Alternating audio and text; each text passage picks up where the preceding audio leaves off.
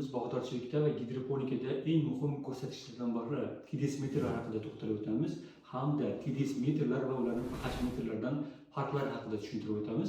TDS metr bu Total Dissolved Solids, ya'ni suvda erigan umumiy tuzlar miqdori hisoblanadi. pH metrlar esa suvning harakatchanligi, ya'ni suvning kislotali yoki ishqorligini o'lchaydigan apparat hisoblanadi. TDS metr bu bir nechta sohalarda ishlatiladi, ya'ni ichimlik suvini baholashda, bog'dorchilikda o'simliklarni o'sishi va rivojlanishida. TDS metr ko'rsatkichi qancha yuqori bo'lsa, bu shuncha o'simliklar bog'dorchilikda o'sishga salbiy ta'sir qilsa, gidroponika sharoitida tuzlar yig'ilib, shlanglari tez-tez ishdan chiqishga olib kelishi mumkin. TDS metr ko'rsatkichlari haqida to'xtalib o'tadigan bo'lsak, bu ppm da, ya'ni milliondan bir qismda o'lchanadi yoki gram taqsim litrda o'lchanadi.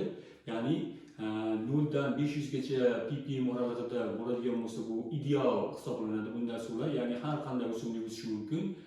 Lekin 500 dan 800 ppm gacha bo'ladigan bo'lsa, bu suv biroz qattiqroq suv hisoblanadi va ayrim o'simliklarga ma'qul hisoblanadi va nozik o'simliklar stressga tushishi mumkin. Mana hozir biz Namangan ilmiy tajriba stansiyasining bog' maydonlarida sug'orish uchun foydalanadigan suvimizni TDS ko'rsatkichini ko'rib o'tamiz.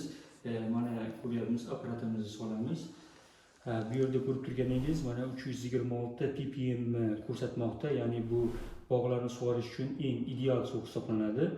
Ya'ni bu suvda barcha o'simliklar o'sib rivojlanadi.